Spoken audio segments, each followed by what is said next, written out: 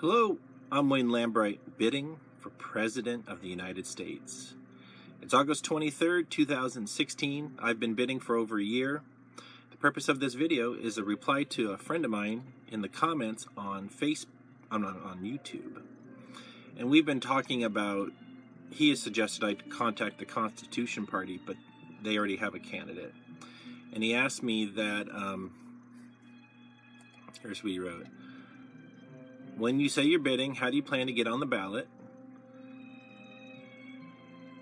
Are we going to write you in? Yes, I'm a write-in.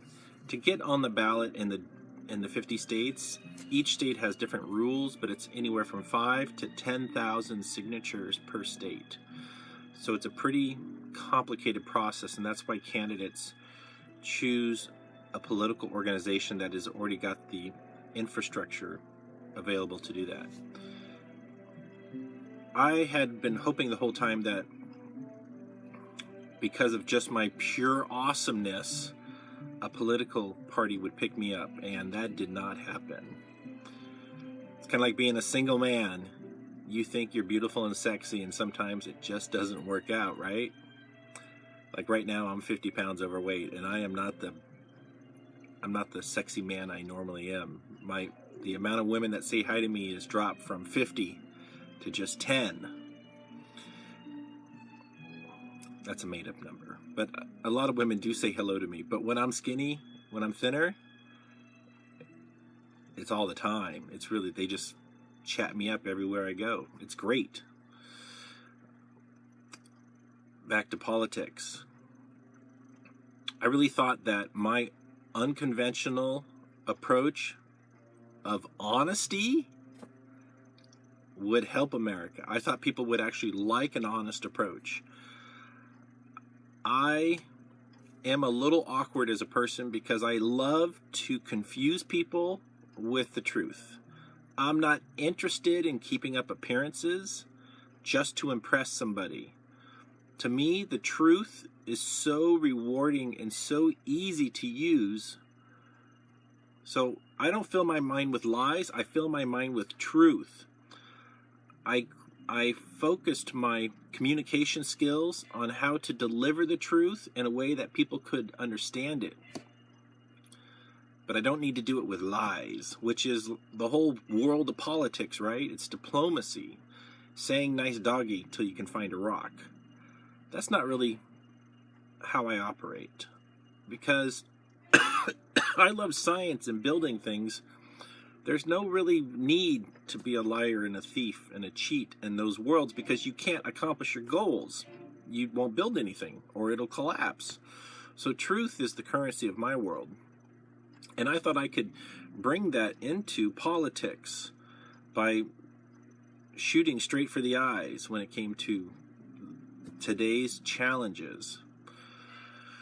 And my friend here on YouTube says, you ought to make, like Mr. Duncan, running for president a life goal.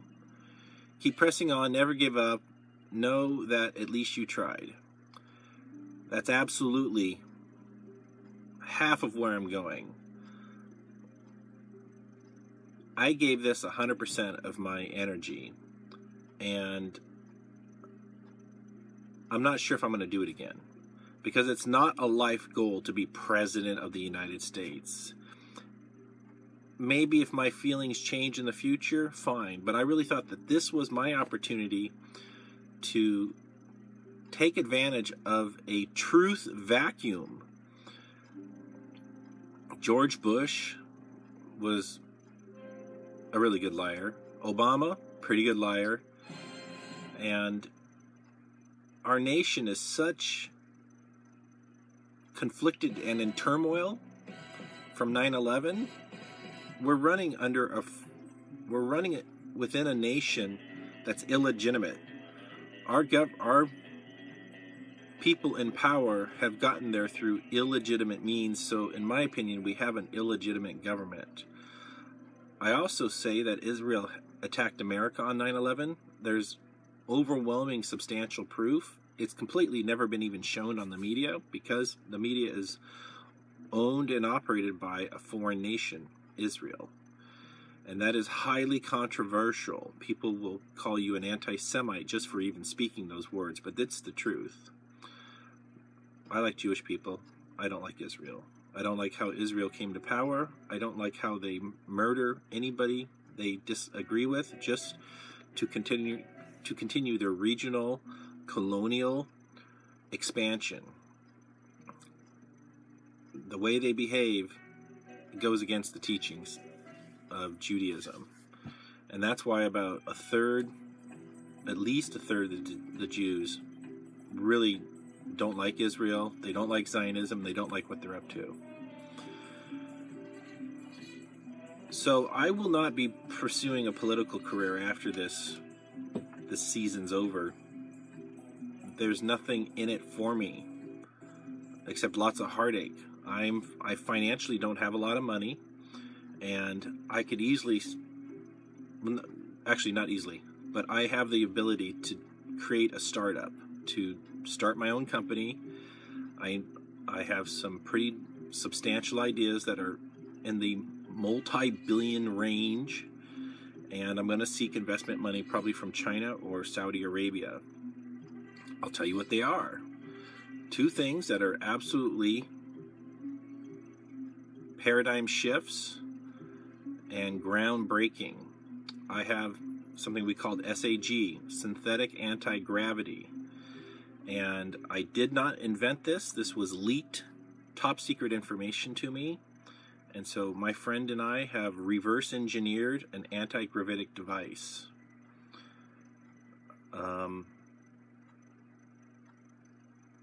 We're not trying to make a UFO. What we're trying to do is build a box that you bolt into existing products that makes them lighter.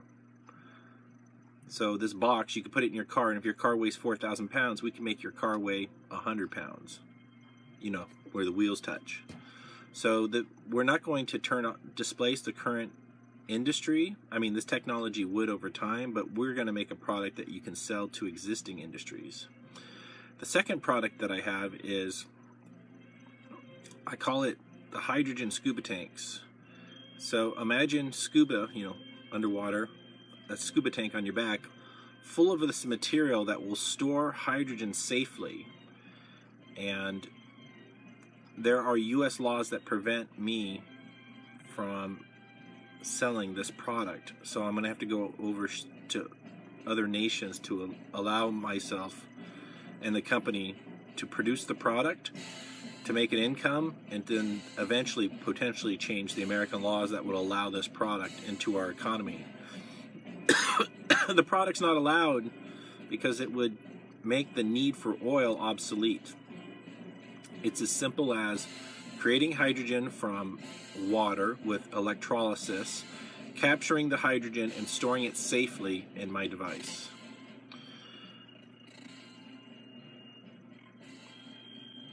Those are probably the two biggest ideas I have. The anti-gravitic device, the SAG, it could be worth $1 trillion because by reducing the weight of any vehicle that needs it, you increase its efficiency and you increase the long-term wear and tear on the product.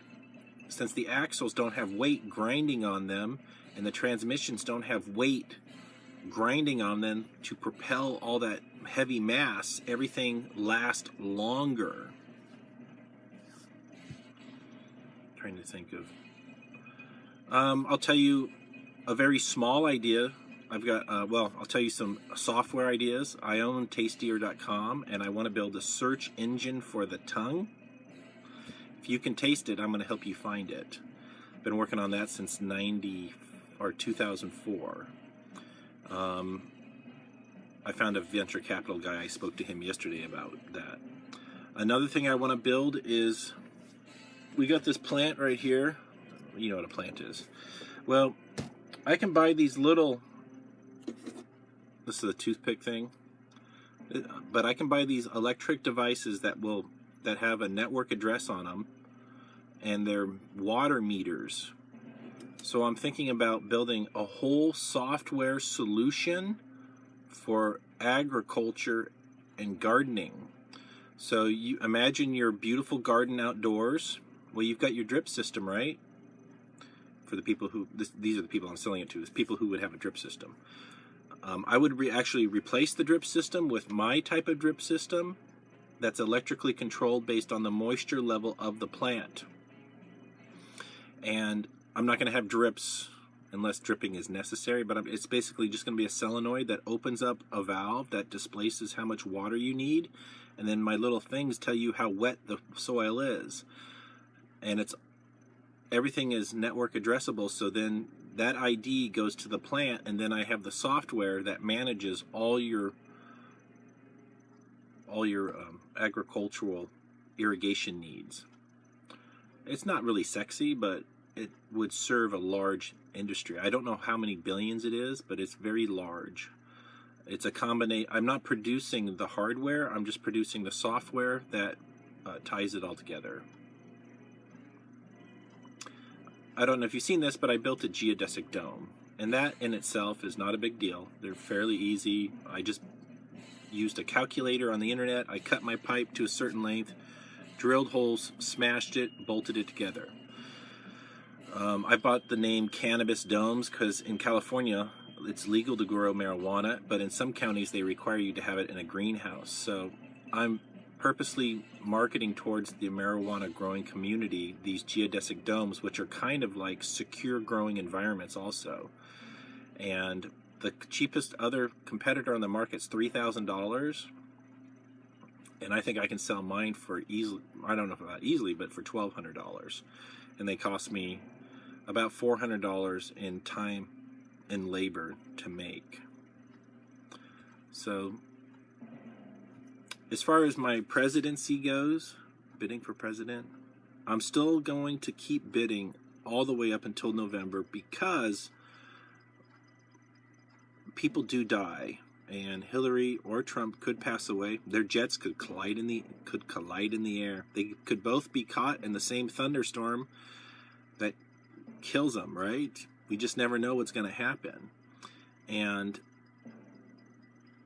I identify with the Republican Party and Democrats. I don't like how either of them are running it, but I'm more conservative as a person because I have to take care of myself. I have to make my living, and I'm not looking. I'm interested in sustainability, and I think everybody wants to be self-sustaining. And if you don't want to be self-sustaining, it's because maybe you don't feel you have the knowledge to do it. So I want to teach you how to be self-sustaining. I think everybody wants to be independent so they can enjoy freedom. I'm horrified by some of the politics going on, specifically Hillary and the amount of lying, cheating, and stealing she's getting away with, and the millions of dollars that she's amassing during the theft of American intellectual property. She's putting our nation at risk. I think she's a traitor.